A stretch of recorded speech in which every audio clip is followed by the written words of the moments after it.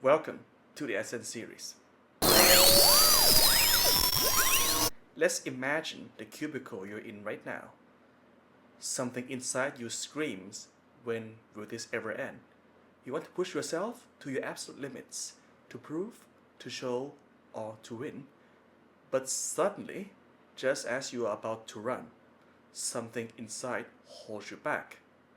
It is a total weight of your system, not just your body. I'm talking about the raw weight of the expectations you carry, the debt you owe, and the identity that you are afraid to lose. The higher this total weight, the harder it is to start moving. That resistance, that heaviness that keeps you frozen in place, in physics is actually called inertia. And to me, that extra weight in 2009 far exceeded the actual weight of my own body. Welcome to the second episode of the Ascent Series. I am Dr. Vasud from the International College of Digital Innovation, or ICDI, Chiang Mai University. As before, and in all of my following episodes, I am a Sherpa guiding your ascent, and you climb together with all my four selves, the scientist, the traveler, the runner, and the artist through their authentic intelligence. This time, I will tell you exactly how did I overcome that extra weight in 2009 and finally broke the massive inertia of my life. And shedding that extra weight did not actually come from relentless exercise regimes or winning the best faculty award. That actually came from something that people once thought I did to escape, or to flee, or to avoid. Because I fled the cage of my academic expectations, not to any restaurants, not to any fancy places, but to Russia, abroad the spine of the largest country on earth on rails, the Trans-Siberian Railway. How actually did an escape become something that overcame inertia forever? Let's find out together, alright? The short answer is actually because travel implies motion and it forced me to move. But actually, the longer answer is much more complicated than that. It's so much more emotional and tearful. Let me rewind the clock back to 2009. Back then, in 2009, I was a sophomore at Northwestern University, the one in Chicago. If you looked at me from the outside, I was the absolute pride of my provincial hometown from Thailand, a guy from rural northeastern Thailand, Orison, who made it to America. The son of a doctor, a Thai government scholar living the American academic dream. But on the inside, I was just a 20-year-old kid slowly suffocating in a fume hood working on carbon nanotubes in a prestigious material science program at Northwestern. Every day, I watched my roommate, my best friend at the time, breeze through the exact same class that I did in the exact same program that were crushing me. I watched him succeed linearly, easily, while my own grades plummeted. The envy, the shame, and the imposter syndrome were physically exhausting. I wanted to change my majors, I wanted to scream, I wanted to pivot, but I couldn't move. We talked about inertia in the beginning. In physics, the heavier an object is, the harder it is to get to move. But the heaviest things we carry don't show up on the bathroom scale. But my weight in 2009 was actually a 22-year government bond. It was a desperate need to be the good, compliant scholar, carrying the burden of being the future of Thailand on both of my shoulders. It was the terrifying fear of falling behind my peers. I had packed all those expectations into an invisible backpack, and it was so incredibly heavy that I was paralyzed. I was frozen in place. And the brutal truth that about being paralyzed by your own life is that you cannot always break free just by trying harder. You cannot think your way out of a cage while you're still sitting inside of it. Physics tells us that an object frozen in place will stay frozen forever, unless it is struck by a massive external force. For me, that force began with something as simple as a change of major. I pivoted from material science into chemistry, but not actually the kind with glassware and fume hoods, but with siliconware and electricities, chips, monitors, and keyboards. Yes, I was talking about the field that is called computational chemistry. I was supposed to take the laboratory version of quantum chemistry. The section that I was supposed to take was actually turned out to be the wrong section. I accidentally enrolled in the dry version in silico. It was serendipitous. And actually, as attention with my roommate intensified, I knew that staying in the wet lab would see my grades plummeted even further. I would be so bad, and that would actually bore me to death. So, what did I do? I felt like I didn't actually want to be in that rut anymore. The comparison was just killing me, so I made the leap.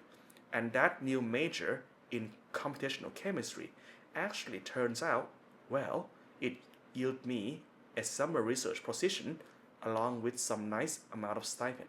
And that stipend turns out to be something that changed my life forever.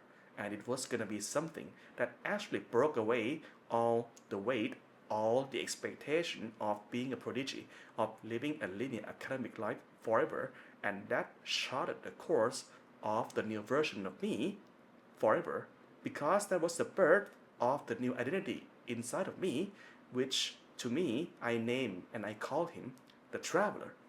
Let's actually find out who the traveler in me and how was he born at the time. Let's go back and talk about that stipend from the undergraduate research grant that I talked about. I actually didn't use that stipend to buy a new laptop like most college kids did at the time. Why?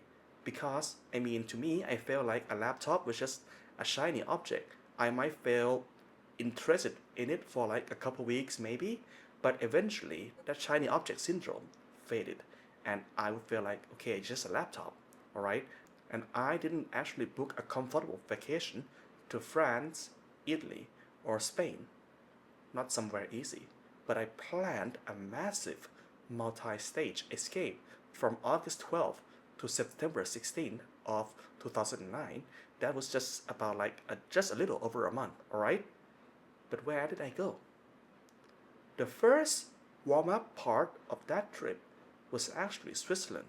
I flew from Chicago to Zurich, using Bern as a hub, and spent 7 days taking early morning trains to the furthest corners of the country: Zermatt, Ticino, Geneva, Lucerne.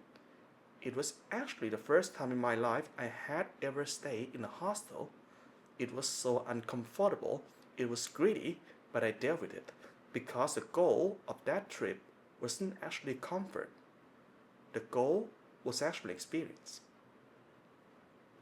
But Switzerland was just a primer. The real external force was actually the longest continuous railway line on Earth. So after Switzerland, what did I do? I flew from Zurich to St. Petersburg.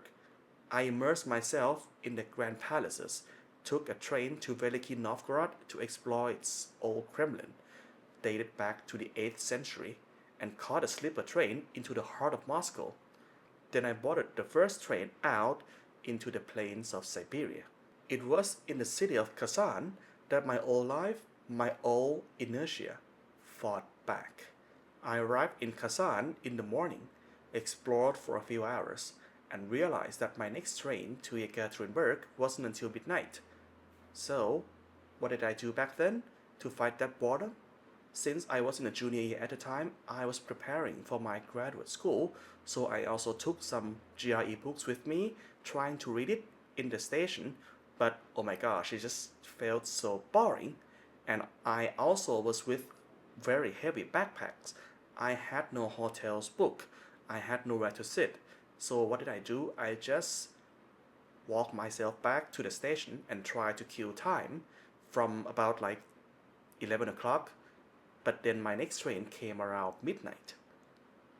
So inside that station, I literally carrying the weight of my academic expectations across Russia at the time.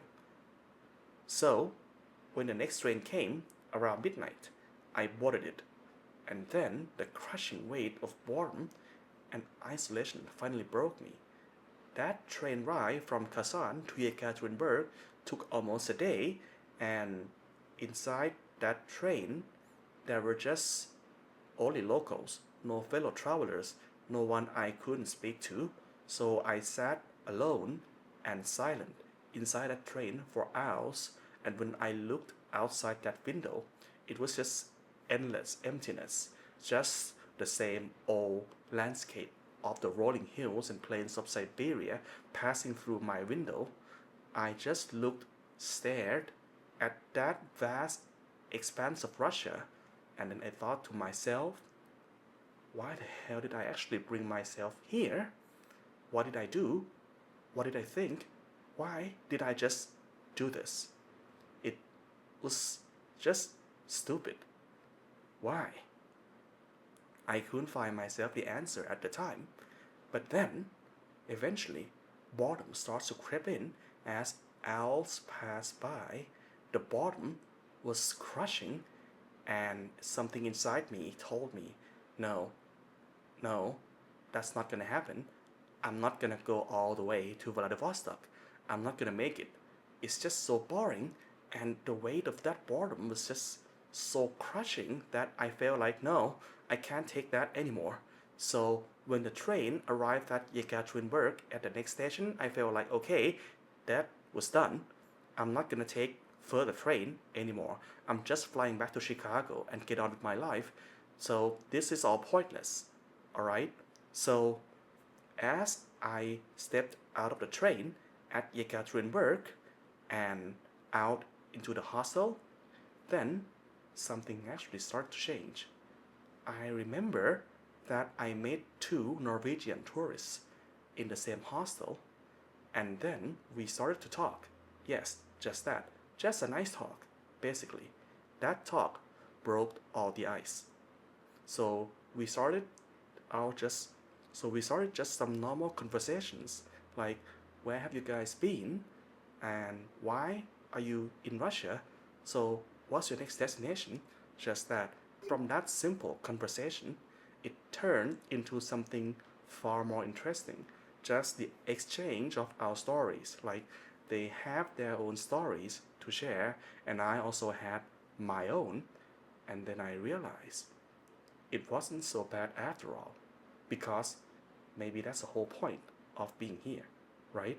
To meet new people, to learn new culture, to experience something different. Alright, so let's cut back to myself, who was a prodigy for all my life, a bookworm, a book nerd. But then, this picture in Yekaterinburg, just me talking to fellow tourists, sharing raw experience, that was something that my limited perspectives inside the academy couldn't have ever given me. I was in school for my life. I was always in the boundary of universities, and I felt like this is just so eye-opening, especially for an Asian growing up in a more conservative society. This was just like such an eye-opener for me. And then, once that conversation ended, I felt like, okay, I'm not gonna go back anymore. This is actually exciting. So, I continue on. Because the universe intervened, we introduce ourselves, start sharing stories of our adventure, and then the conversation just flowed so effortlessly that human connection broke the static friction. And then from Yekaterinburg, I booked the famous train called Baikal to Irkutsk on the shores of Lake Baikal. This lake actually took far longer than the previous one from Kazan. It actually took about 2 days, right?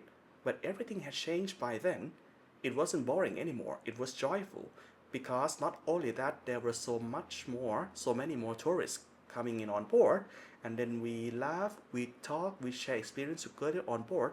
But then it's not just the tourists, it's local Russians too, that they share everything. It was in their etiquette that they share produces from their summer home, which in the Russian language is called dasha.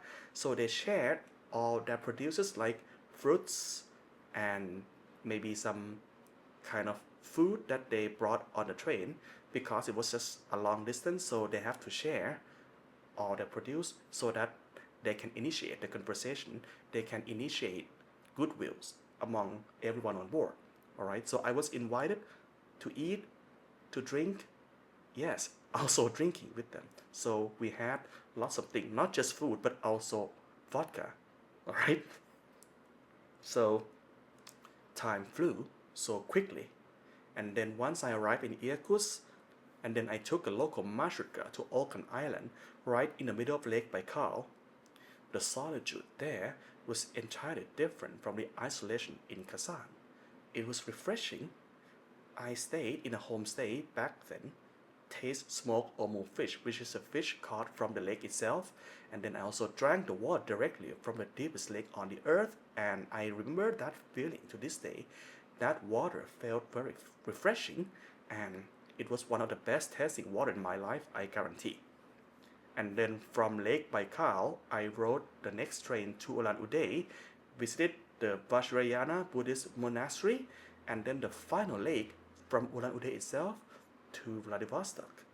We share stories, we share food, and even vodka with locals, and many of whom went on to Mongolia, China, some of which continue on to the final destination on Vladivostok as well. And then it came September 14th, 2009. That date was actually the date that I remembered for the rest of my life. Why? Because as the dawn broke, as the sun rose over the coastline of the Pacific Ocean, I looked out of the window as the train was approaching Vladivostok, which was the final destination that I set out for. I could remember that date clearly. I felt like, oh my gosh, I really did that? From someone who never traveled like this, from someone who was shielded in the academic bubble all the time, but I did this. For the month that I was out of Chicago, I finally set out to Vladivostok, and I just made it. I even cried. Yes, I did cry. And as the train pulled into Vladivostok station, I stepped out onto the platform, jumped, and just cried out of joy. It was just the first time in my life that I did something outside the academic bubble. A soft, upper-class, prodigious Thai kid who thought he was only as good as his brain and his GPA has just solo navigated the Trans-Siberian Railway. What I learned on that 10,000 kilometer track actually went far beyond anything that Northwestern could ever give me. The greatest revelation wasn't the scenery at all, it was the people. I learned that even in the most remote, freezing corners of the world, among complete strangers, fate brings people together. I learned to believe in the absolute goodness and kindness of people in foreign lands. And that trip didn't just break my inertia, it actually gave me immense courage to rely on the world and their complete strangers. And that is exactly what made me keep coming back for more of this kind of adventure in the years that followed. So, here's your homework for this month. Take out a piece of paper and draw a line down in the middle. On the left side, I want you to write down your invisible weight. What is the heavy, unspoken baggage that is keeping you paralyzed until now? Is it a job title you secretly hate but are too proud to let go of? Is it the fear of disappointing your parents? Or is it the financial comfort of your salary? Just be honest about what is keeping you frozen. And then on the right side, write down your external force. What are you going to do this month to forcefully change your coordinates? It doesn't have to be a train across Siberia like I did, but it could be running 10 kilometers in a neighborhood you have never seen, or it could just be talking to a complete stranger in a completely different industry. It can also be taking a weekend trip alone into the mountains. You must find a way to let the world move you so that you can finally remember how to move yourself. And I am Dr. Vasud. Next month, we are going to take this concept further into the concept of closed system. Yes, this analogy actually came from my physics background, but we will take that concept not in the physics perspective, but in its absolute terrifying extreme analogy. We will step off the train from Vladivostok and then we'll cross into a heavily guarded water and walk directly into the most isolated thermodynamic environment on Earth, which is North Korea. Yes, I have been there too, and I will tell you the story from that land in the next episode. And what kind of theme it will be, so stay tuned and pack your boots, keep ascending. I will see you on April 17, 2026 in North Korea. And this is Dr. Vasud from the Ascent Series. So, thank you for watching today and see you again next month. Bye bye. สวัสดีครับ